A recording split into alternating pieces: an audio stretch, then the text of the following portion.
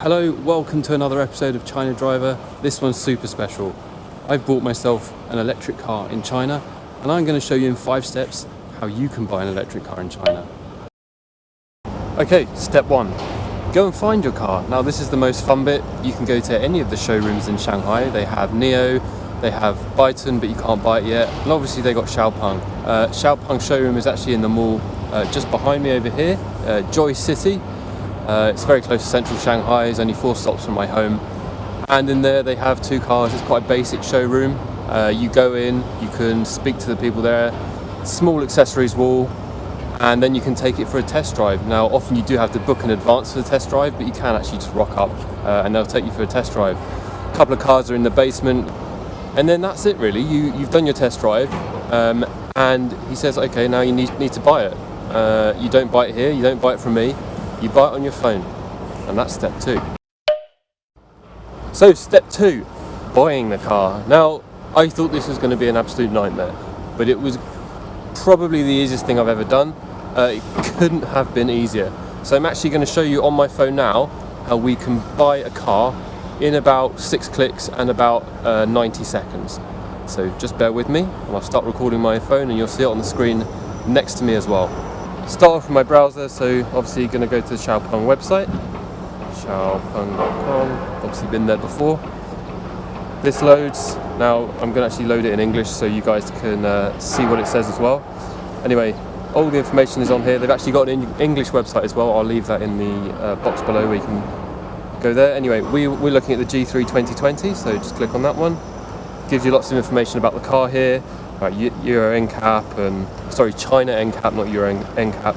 Its range and the vehicles you can pick and configure. So we're going to go for the 520. They only sell either the 520 or the 400. Both are based on the range. So let's go to 520.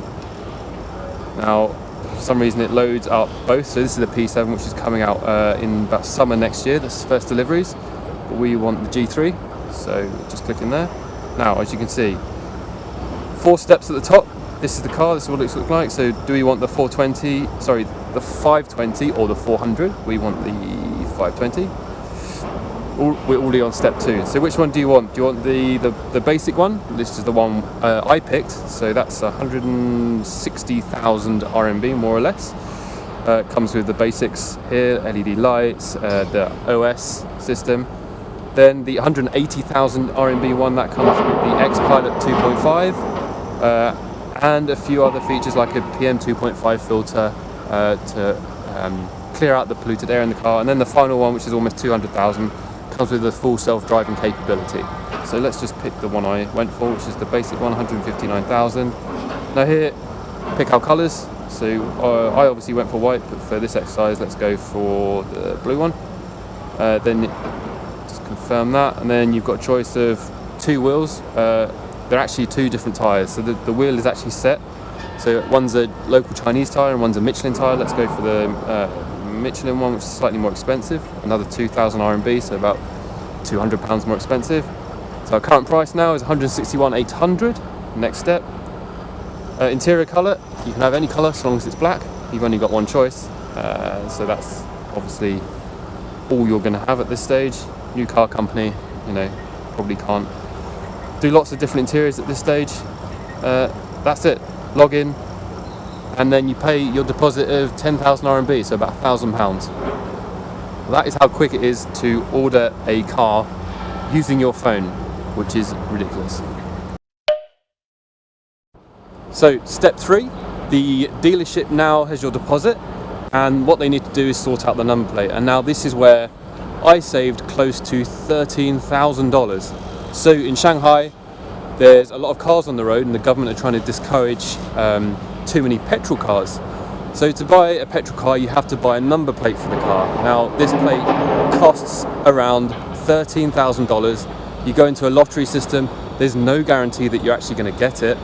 And so to encourage electric cars, what they've actually done is giving away the number plate for free.